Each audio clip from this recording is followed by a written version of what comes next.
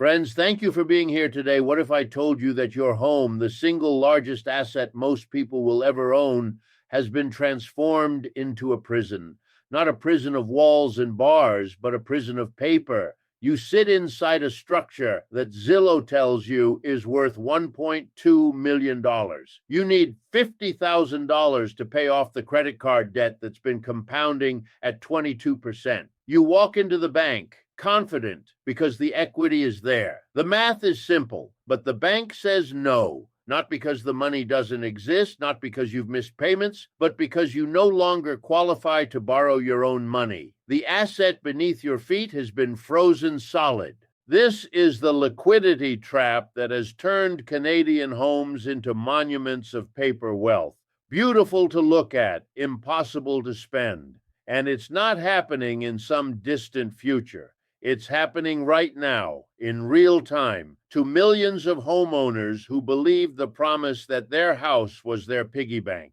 In 2021, that promise was true. In 2026, the bank has changed the locks. Let me give you a number so large it creates what I call cognitive overwhelm. 60%. That's the percentage of all outstanding Canadian mortgages renewing in the 2025 to 2026 window. We're talking about hundreds of billions of dollars in mortgage debt hitting what regulators are quietly calling the kill zone.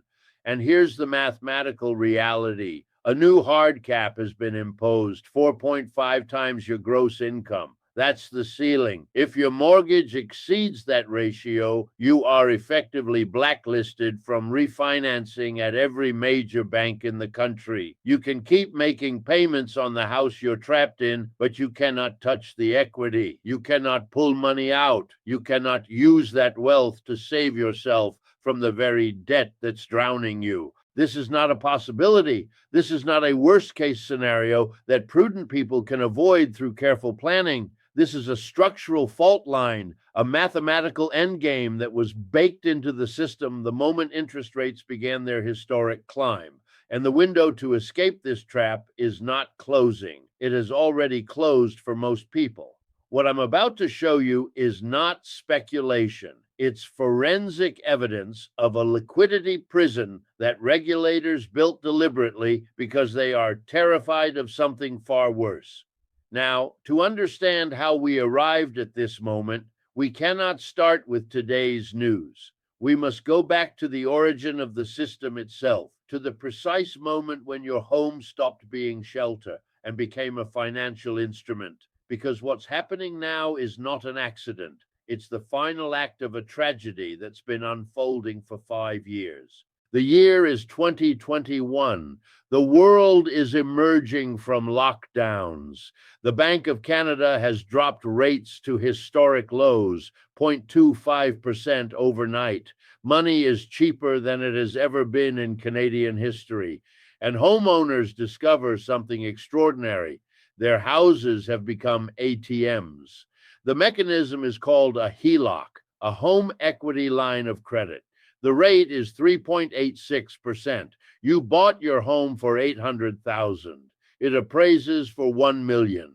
The bank hands you a credit line for $200,000. No questions asked. The appraisals are rubber stamped. The approvals are automatic. And suddenly, Canadians are using their homes to pay for renovations, vacations, investment properties, car loans, credit card debt. The house is no longer just an asset. It's a liquid reservoir of wealth you can tap whenever you need it. But here's what nobody told you about that system. It only works in one direction, up. It only functions when property values are rising, when rates are falling, when banks are competing for your business, and appraisers are incentivized to hit the number you need. The entire architecture of the HELOC economy was built on a foundation of endless liquidity, and in 2021, liquidity was everywhere until it wasn't. Fast forward to 2026. The HELOC rate is now 7.3%. That's nearly double what it was 5 years ago. The monthly interest cost on a $50,000 line of credit has jumped from $161 to $304. What was once a lifeline has become an anchor. But the rate is only half the story. The other half is the appraisal. And this is where the black box opens. Here's the mechanism they don't explain in the paperwork. When you apply to refinance, when you try to pull equity out of your home, the bank doesn't use the price you paid. They don't use the price your neighbor's house just sold for. They send an appraiser. And that appraiser in 2026 is operating under a completely different set of incentives than they were in 2021. They are terrified of a downturn. They are following internal guidelines that tell them to be conservative. And conservative in this context means one thing: deflation. So you bought your home for $1 million. You think it's worth $1 million. The market might even say it's worth $1 million. But the bank's appraiser walks through your house and writes down $850,000. And just like that, your 20% equity buffer vanishes. You thought you had $200,000 in equity. The appraisal says you have $150,000. And because the bank's loan to value ratio is capped at 80%, you no longer qualify to take cash out. You are trapped inside your current loan, watching your equity evaporate on paper, unable to access the wealth you thought you owned. This is what I call the appraisal gap, the difference between what you think your house is worth and what the bank will actually lend against. And it's not a glitch, it's a feature of the system, because the appraisal gap is how banks protect themselves when the credit cycle turns. They tighten the noose before you even know you're wearing it.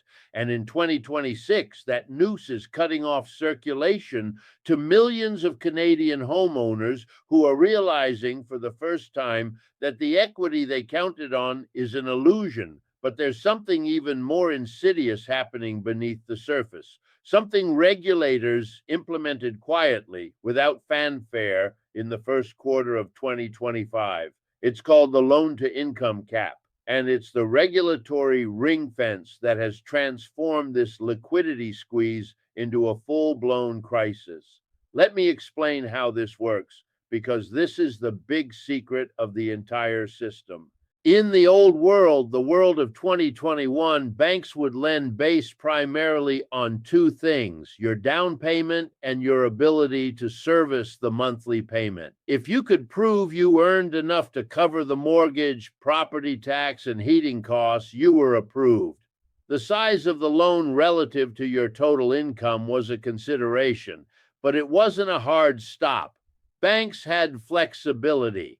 They could make exceptions for high-income borrowers, for borrowers with excellent credit, for borrowers in low-risk markets. But in 2025, OSFI, the Office of the Superintendent of Financial Institutions, the regulator that governs Canadian banks, imposed a new rule. They told the banks, you must limit loans that exceed 4.5 times the borrower's gross income to a small fraction of your total portfolio. Not zero, but small. So small that in practice, if you are a median income household trying to refinance a mortgage that's 5 times your income or 6 times your income, you are mathematically ineligible at every major bank. You can apply. They will run the numbers, but the answer is already written: no. And here's the trap within the trap. If you bought a home in 2021 during the peak of the market, you likely stretched. You bought the biggest house you could afford because rates were low and your realtor told you that prices only go up.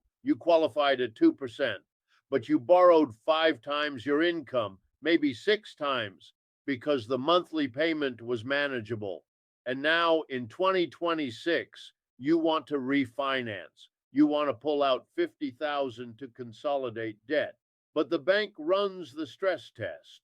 They calculate your loan to income ratio, and you fail. Not because you can't afford the payment, not because you've missed a single month, but because the loan itself is too large relative to your income. You have become what insiders are now calling a mortgage prisoner, someone who is locked inside their current loan with no ability to refinance, no ability to access equity, no ability to escape. This leads us to the system's most crucial secret, which we will explore in depth. But first, you need to understand the scale of what's happening, because this isn't affecting a small subset of risky borrowers. This is a structural break that is rippling through the entire Canadian housing market. And the canaries in the coal mine are already dying. Let me show you the forensic evidence. The first canary is what I call the renewal shock. In 2021, a borrower with a $500,000 mortgage at 1.8% was paying roughly $2,000 per month in principal and interest.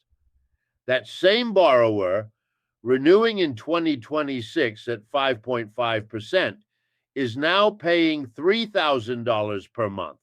That's a 50% increase.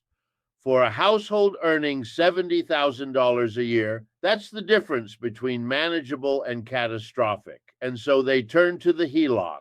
They plan to pull out $30,000 to cover the gap for the first year while they figure things out. But when they apply, they hit the LTI ceiling. They hit the appraisal gap, and the HELOC is denied. The lifeline they counted on does not exist.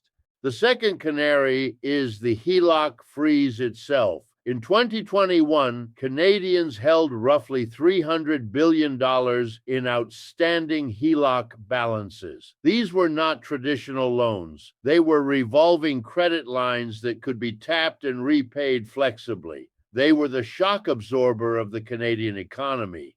But in 2026, the cost of carrying that debt has exploded. A household with a $100,000 HELOC balance was paying $320 a month in interest in 2021. In 2026, they're paying $608. And the banks, spooked by rising delinquencies, are doing something unprecedented. They're freezing credit lines, not closing them, freezing them. You can pay down the balance, but you can't draw new funds. And for households that were using the HELOC to float expenses, to pay property tax, to cover car repairs, to bridge the gap between paychecks, this freeze is a financial death sentence. And here's where it gets truly dark. There's a mechanism buried in the fine print of most HELOCs that almost no one reads. It's called cross-collateralization. If you have your mortgage, your HELOC, and your credit card with the same bank, and millions of Canadians do because the banks bundle these products together, then those accounts are legally linked. And the bank has the right, under certain conditions, to freeze your HELOC if you miss a payment on your credit card. Think about that for a moment. You miss a $200 credit card payment because you forgot, because you were traveling, because the email went to spam, and the bank responds by locking your $50,000 HELOC. You are tethered. You cannot move. You cannot refinance to a different lender because you no longer qualify under the new rules. And the bank knows this. They have you. This is not a conspiracy theory. This is stated policy. It's written into the cardholder agreements and the mortgage documents that you signed without reading. And in 2026, banks are starting to exercise this power quietly, selectively, targeting the borrowers they view as highest risk. The borrowers who are stretched, the borrowers who are using credit to pay credit, the borrowers who are, in the bank's internal models, already in the early stages of default. They just don't know it yet. Now, you might be asking yourself, why would the banks do this? Why would they cut off access to credit for their own customers? Why would they trap borrowers inside loans they can't refinance? The answer is discipline. The banks are not trying to maximize profit in the short term. They are trying to survive the long term. And they know something you don't. They know that the Canadian housing market is sitting on a foundation of debt so large, so leveraged, so fragile that one wrong move could bring the entire structure down. They know that the Canadian housing market is sitting on a foundation of debt so large, so leveraged, so fragile that one wrong move could bring the entire structure down. And so they are building walls, regulatory walls, appraisal walls, LTI walls, not to protect you, but to protect themselves. because if they allowed everyone who wanted to refinance in 2026 to pull equity out of their homes, they would be handing borrowers a loaded gun pointed directly at the bank's own balance sheet. Let me show you the math that regulators are terrified of. The average Canadian household debt to income ratio is now 184%. That means for every dollar of income, the average household owes $1.84. Most of that debt is mortgage debt. But a growing portion, and this is the part that keeps regulators awake at night, is unsecured debt. Credit cards at 22%, personal lines of credit at 9%, car loans at 7%. And the only reason households have been able to service this mountain of debt is because they've been using their homes as a pressure release valve. When the Visa bill gets too high, they pull from the HELOC. When the car loan comes due, they refinance the mortgage and roll it in. The house has been the shock absorber, the safety net, the last line of defense.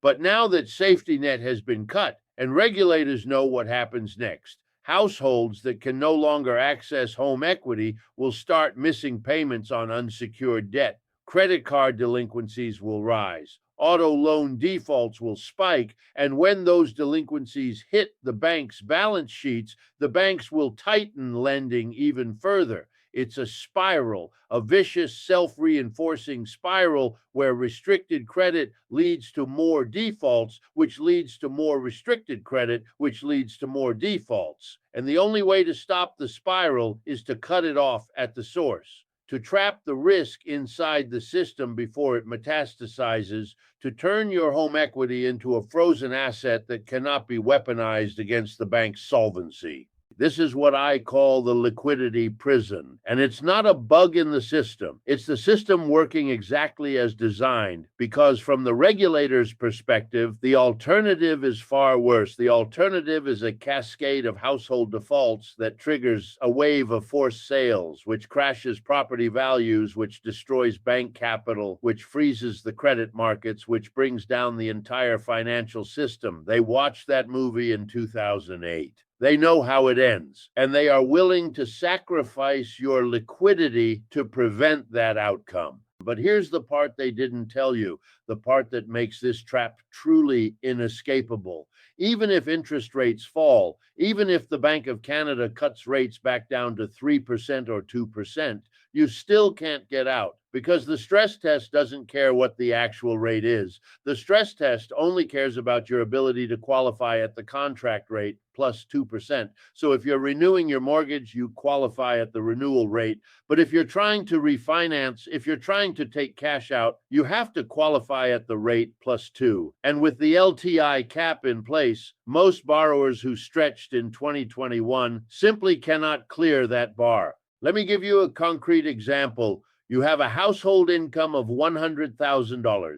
You have a mortgage of $600,000. That's 6 times your income. You bought in 2021 at 1.9%. Your payment was $2,400 a month, manageable. But now it's 2026 and you're renewing at 5.2%. Your payment jumps to $3,400.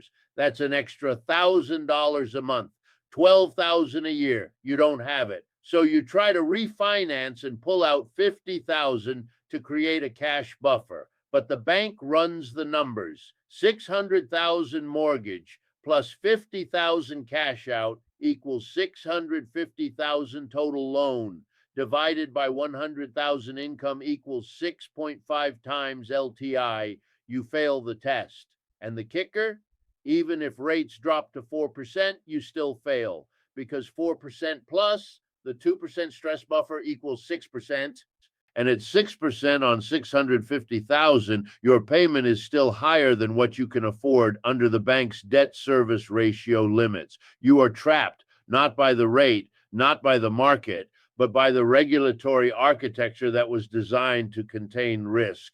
And the window to escape closed the moment you signed the mortgage in 2021. You just didn't know it yet. Now, I want to show you something that will make this even more tangible, because the appraisal gap I mentioned earlier, The difference between what you think your house is worth and what the bank will lend against is not theoretical. It's happening right now in specific markets to specific people, and the evidence is hiding in plain sight. In Toronto, the average detached home price peaked at 1.4 million in February 2022. As of January 2026, the benchmark price is 1.2 million. That's a 14% decline. But here's what the headlines don't tell you. The benchmark price is an average. It includes homes that sold quickly, homes that sold slowly, homes that were renovated, homes that were neglected. When a bank sends an appraiser to your specific property in 2026, that appraiser is not looking at the benchmark. They're looking at comparables, recent sales of similar homes in your neighborhood. And if the most recent sales were distressed, if they were estate sales or divorce sales or forced sales by over-leveraged investors who couldn't hold on, then those comps are low, much lower than the benchmark. And the appraiser uses those low comps to justify a conservative valuation. Your $1.2 million home appraises for 1.05. And just like that, your equity cushion is gone. This is the disappearing equity phenomenon. And it's not limited to Toronto. In Vancouver, appraisals are coming in 10 to 15% below list prices in certain suburbs. In Calgary, where prices have been rising, appraisals are lagging the market by 3 to 6 months, which means you're being valued at last quarter's prices, even though you're renewing at this quarter's rates. The appraisal gap is everywhere, and it's widening. But there's a second layer to this that's even more pernicious. It's called the readvanceable mortgage trap.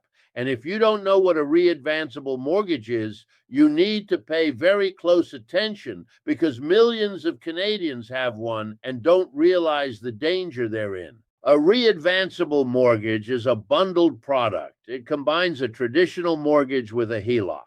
As you pay down your mortgage principal, the HELOC limit automatically increases. So if you have a $500,000 mortgage and you pay off $50,000 in principal, your HELOC limit goes up by $50,000. It's marketed as flexibility, as a smart way to access your equity as you build it. But here's the trap. The HELOC is tied to the property value. And if the property value drops, if the appraisal comes in low at renewal, the bank can reduce your HELOC limit, not just freeze it, reduce it. They can force you to pay down the balance to match the new lower limit. Imagine this scenario. You bought in 2021 for $1 million. You put down $200,000. You took an $800,000 mortgage. Over 5 years, you paid down $100,000 in principal. Your mortgage balance is now $700,000. Your HELOC limit is $100,000, and you've drawn $80,000 to cover renovations, debt consolidation, life. You're managing, barely, but you're managing. Then 2026 hits, renewal time. The bank sends the appraiser. The house appraises for $900,000. Your equity is now $900,000 minus $700,000 equals $200,000. At 80% LTV, the bank will lend $720,000 total. You already owe $700,000 on the mortgage. That leaves $20,000 of HELOC room, but you have $80,000 drawn. The bank sends you a letter. You have 90 days to pay down $60,000 on your HELOC, or they will begin collection proceedings. Where are you going to find $60,000 in 90 days? You can't refinance because you don't qualify under the new LTI rules. You can't sell because the market is soft and you'll barely break even after commissions.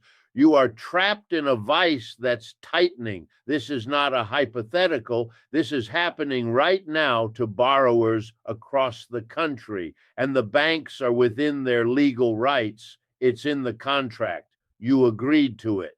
And now they're exercising that right because their regulators are demanding it, because OSFI is conducting stress tests on the banks themselves and telling them, reduce your exposure to over-leveraged borrowers or we will increase your capital requirements. And higher capital requirements mean lower profits. So the banks comply. They reduce limits, they freeze lines, they trap borrowers, and they call it prudent risk management. Now, let me tie this all together with the convergence, because what we're facing is not a single crisis. It's three distinct crises hitting at the exact same moment, and the interaction between these three forces is what makes the situation so unstable, so volatile, so impossible to escape. The first force is the LTI ceiling, the regulatory cap that prevents you from borrowing more than 4.5 times your income. This force is structural. It's not going away. Even if rates drop, the LTI cap remains. It's permanent architecture. The second force is appraisal deflation, the systematic undervaluation of properties by bank appraisers who are terrified of catching a falling knife. This force is psychological. It's driven by fear. And fear, once it takes hold in the credit markets, is very hard to dislodge. Appraisers who were aggressive in 2021 are now conservative in 2026. And that conservatism creates a self-fulfilling prophecy. Low appraisals restrict lending, which reduces demand, which puts downward pressure on prices, which justifies even lower appraisals. The third force is rate lag, the gap between where interest rates are and where they need to be to restore affordability. The Bank of Canada has started cutting. They've taken the overnight rate from 5% down to 3.25, but mortgage rates haven't followed at the same pace. The 5-year fixed rate is still 5.4%. And even if it drops to 4.5, that's still double what borrowers locked in at in 2021. The math doesn't work. Payments are still unaffordable for a huge swath of renewals, and the only solution, pulling equity to bridge the gap, is blocked by forces 1 and 2. These three forces are interlocking. They reinforce each other, and they create a trap with no obvious exit. You can't refinance because of the LTI cap. You can't access equity because of appraisal deflation, and you can't afford the renewal payment because of rate lag. You are stuck, and the number of people stuck in this position is growing every single month.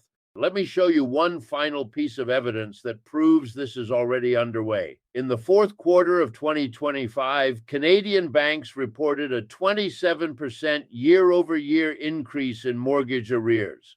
That's borrowers who are 90 days or more behind on payments, 27% in a single year. And this is before the peak of the renewal wave hits. Remember, 60% of mortgages renew in 2025 and 2026. We're only halfway through that cycle. The worst is still ahead. And here's the detail that should terrify you. The arrears are not concentrated in subprime borrowers. They're not concentrated in new immigrants or gig workers or people with bad credit. They're showing up in prime borrowers, people with credit scores above 700, people with stable jobs, people who on paper look like they should be fine, but they're not fine because the carrying costs of their debt have exploded and they have no access to liquidity. The HELOC is frozen, the refinance is denied, and the credit cards are maxed out. They are circling the drain, and there's no rope to grab. This is the illiquidity discount in action. An asset you cannot sell or borrow against is worth less than you think. Your net worth is a hallucination if you can't access it when you need it. And in 2026, millions of Canadians are discovering that their home equity, the bedrock of their financial security, is a mirage. It exists on the balance sheet. It shows up on the Zillow estimate.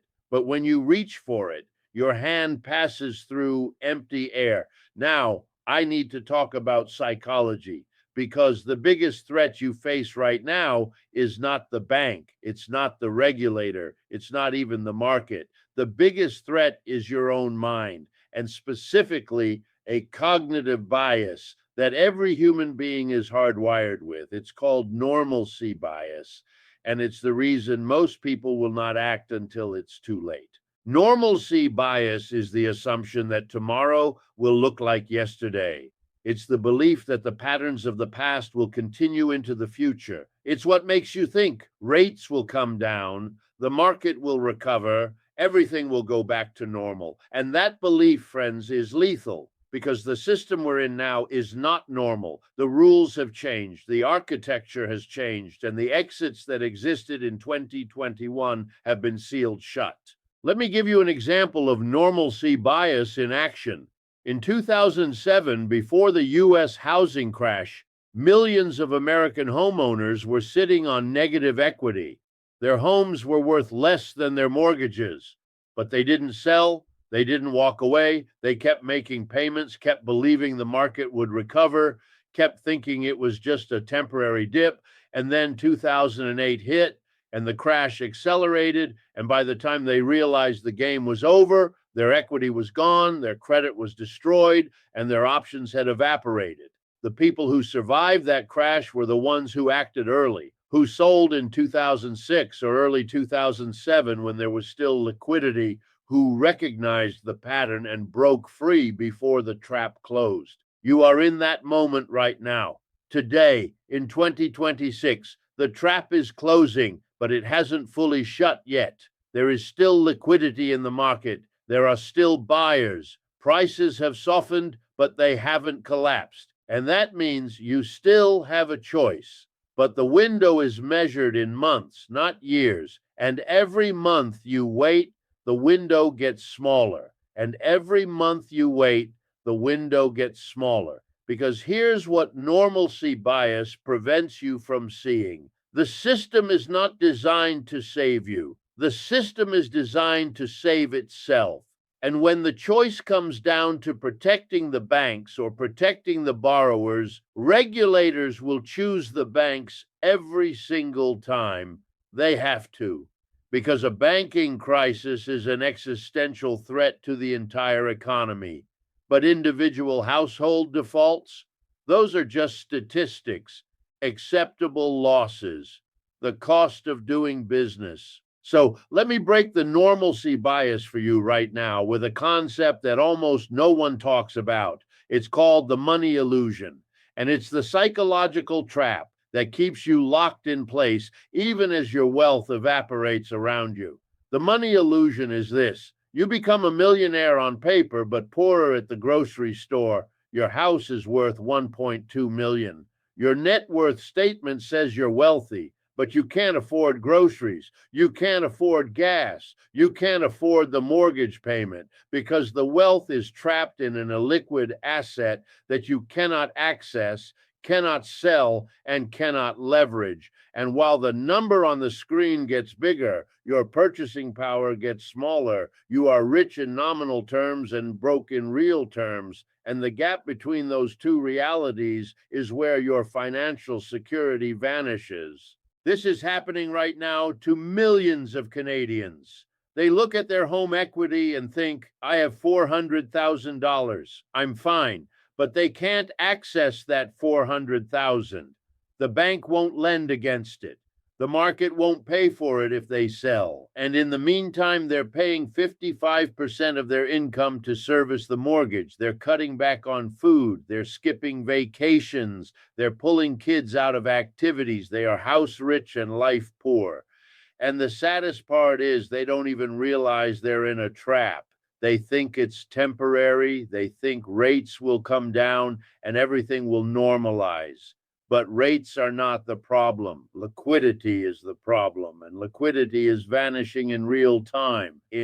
Let me show you what vanishing liquidity looks like at the street level. In the fall of 2025, a mid-tier auto lender in Ontario called Tricolor, a company that specialized in subprime car loans, collapsed almost overnight, not because people stopped buying cars, but because the company's credit line with its bank was frozen. The bank, spooked by rising delinquencies across the sector, decided it no longer wanted exposure to subprime auto, so it cut Tricolor off. No warning, no negotiation, Just a letter that said, your facility is terminated, and within 30 days, Tricolor was in receivership. Employees laid off, loans sold for pennies on the dollar. The company had been operating for 12 years. It survived the 2008 crisis, but it couldn't survive the liquidity freeze of 2025. And Tricolor is not an isolated case. In the construction sector, a home builder called Renewal Homes went bankrupt in December 2025 after its lender refused to extend financing on a project that was already 60% complete. The lender looked at the presale numbers, looked at the softening market, and decided the risk was too high, so they walked. And Renewal, which had 20 million in equity tied up in the project, had no choice but to shut down. The homes will eventually be finished by another builder who bought the assets at a discount. But the original investors, the people who put their capital into Renewal, lost everything, not because the project was bad, but because liquidity disappeared. This is the pattern you need to watch. Companies that were viable, that were profitable, that were well managed are being strangled by a credit freeze that has nothing to do with their fundamentals and everything to do with bank risk management. And if it's happening to corporations with legal teams and accountants and sophisticated financing structures, what do you think is happening to households? To individuals who have no leverage, no legal team, no ability to negotiate with a bank that's decided they're too risky? You are being cut off quietly, politely, with a letter that says, we regret to inform you that your application for refinancing has been denied and you have no recourse because the bank is not legally obligated to lend to you. They can say no for any reason or no reason at all. And in 2026, they are saying no to more people than they are saying yes, because their marching orders from OSFI are clear. Reduce exposure to over-leveraged borrowers, build capital buffers, prepare for stress, and compliance with those orders means cutting you off from the equity in your own home. Now, let me bring this to the point of decision, because everything I've shown you leads to a single, unavoidable question. What do you do? How do you navigate a system that has been designed to trap you? How do you protect yourself when the rules have changed and the exits are sealed? The answer starts with a fundamental reframing of what wealth actually is. And this is where most people get it catastrophically wrong. They confuse net worth with liquidity. They confuse assets with access. They look at a balance sheet and think they're wealthy because the numbers are big. But wealth is not what you own. Wealth is what you can deploy when you need it. And if you cannot deploy your home equity, if you cannot convert it into cash when your income drops or your expenses spike, then that equity is not wealth. It's a number on a screen, a hallucination, a promise the system has no intention of keeping. So the binary choice you face is this. Do you own assets or do you own claims on assets? Do you hold things that have intrinsic value and can be sold or traded in any market under any condition? Or do you hold paper, mortgages, stocks, bonds, ETFs that only have value as long as the financial system remains stable and liquid? And here's the uncomfortable truth that most financial advisors will never tell you. In a liquidity crisis, the claims evaporate first. The stocks drop 30%, 40%, 50%. The bonds fail to sell at par. The ETFs trade at discounts to net asset value.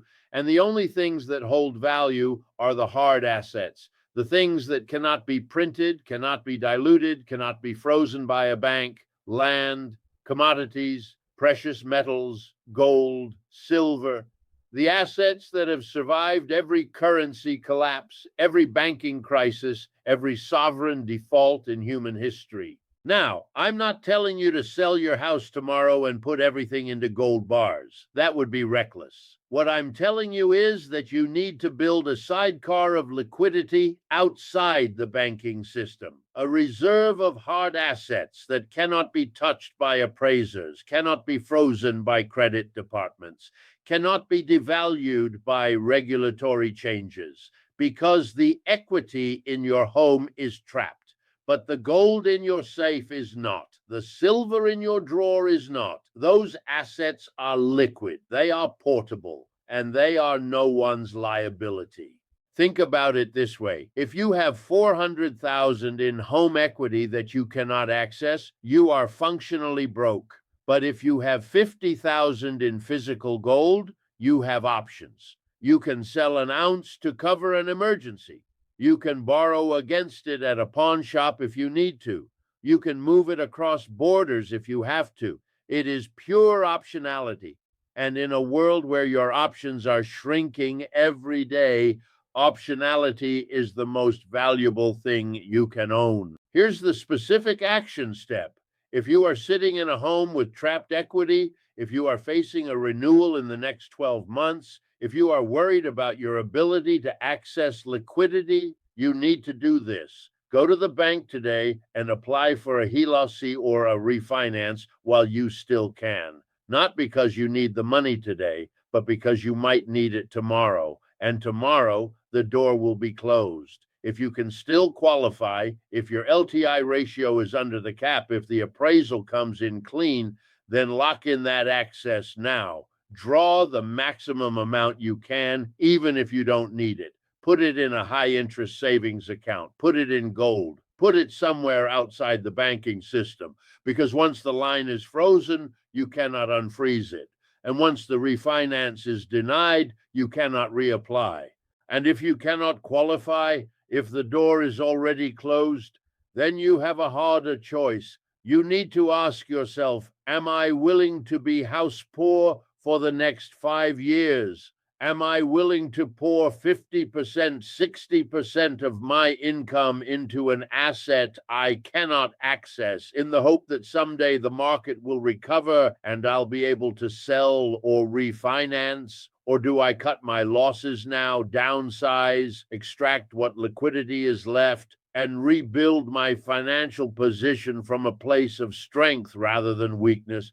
I know that's a brutal question. I know it feels like failure. But staying in a trap because you're too proud to admit you're trapped is not courage. It's denial. And denial is what destroys people in a crisis. The survivors are the ones who face reality early, who make the hard decisions before they're forced to, who trade a comfortable illusion for an uncomfortable truth. Let me give you a concrete example. You have a house worth 1.1 million. You owe 800,000. You have 300,000 in equity on paper, but you're stretched, the renewal is coming, and the payment is going up by 1,000 a month. You can't access the equity because of the LTI cap. So you have two paths. Path one, you hold on, you cut expenses, you stop contributing to savings, you max out credit cards to cover the gap. You hope rates drop and the market recovers. And maybe in 3 years, 4 years, you're able to refinance and access some equity. Or maybe the market softens further, your equity shrinks, and you end up in a forced sale at a loss. Path two, you sell now. You take the 300,000 in equity. You downsize to a $700,000 home with a $400,000 mortgage. Your payment drops by $1,800 a month. You have 300,000 in cash to invest in liquid assets. Gold, silver, short-term bonds, high-interest savings. You have optionality. You have breathing room. And you have protected your wealth from the appraisal gap and the LTI trap. Which path is smarter? Path two, every time. But most people will choose path one because of normalcy bias, because of pride, because they don't want to admit they overpaid in 2021.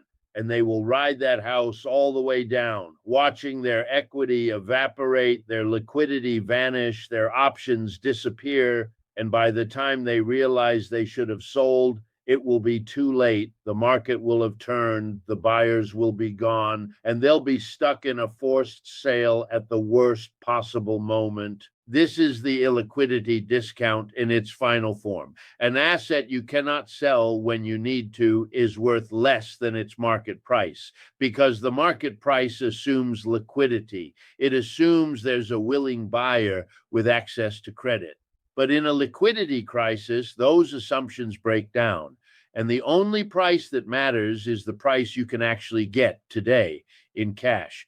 And that price is always lower than you think. So here's the final synthesis. We are facing a convergence of three forces that are making Canadian home equity inaccessible. The LTI ceiling, a regulatory cap that prevents over-leveraged borrowers from refinancing, appraisal deflation, a systematic undervaluation of properties by banks that are terrified of falling prices, and rate lag, the gap between where rates are and where they need to be to restore affordability. These forces are interlocking, self-reinforcing, and structural. They are not going away, and they are trapping millions of Canadians inside homes they cannot afford and cannot escape. The psychological trap is normalcy bias and the money illusion. The belief that tomorrow will look like yesterday, the belief that paper wealth equals real wealth, and the failure to recognize that an asset you cannot access is not an asset at all. It's a liability disguised as an asset. And the solution is liquidity, building a sidecar of hard assets outside the banking system that you control, that you can deploy, that cannot be frozen or devalued by regulatory fiat. Gold, silver, tangible wealth that has survived every crisis in human history because it is no one else's promise. It is just metal, just value. And in a world where promises are breaking down, where credit is freezing, where the system is cannibalizing itself to survive, value is the only thing that matters. So the choice is yours, friends. You can believe the system will heal itself. You can believe rates will normalize and everything will go back to the way it was. You can stay trapped in that house, paying that mortgage, draining that equity, hoping for rescue, or you can face the mathematical reality. You can accept that the rules have changed. You can act while you still have options. You can step out of the line of fire while there's still time to move, because history favors the prepared. And the window for preparation is not closing. It has already closed for most people. If you're hearing this message and you still have liquidity, you still have equity you can access, you still have time to act, you are in the minority. You are one of the few who can still escape the trap. But that window is measured in weeks now, not months. And every day you delay is a day the walls close in tighter. I'm not here to sell you anything, friends. I'm not here to tell you what to do. I'm here to show you what's happening, to pull back the curtain on the machinery of the financial system and reveal the trap that's been set. What you do with that information is your decision. But make it with your eyes open. Make it understanding that the game has changed. Make it knowing that the equity you thought you owned might not be yours at all. The liquidity tide is going out, and we are about to find out who has been swimming naked. Don't let it be you. Thank you for being here today, friends. Stay vigilant, stay liquid, and stay free.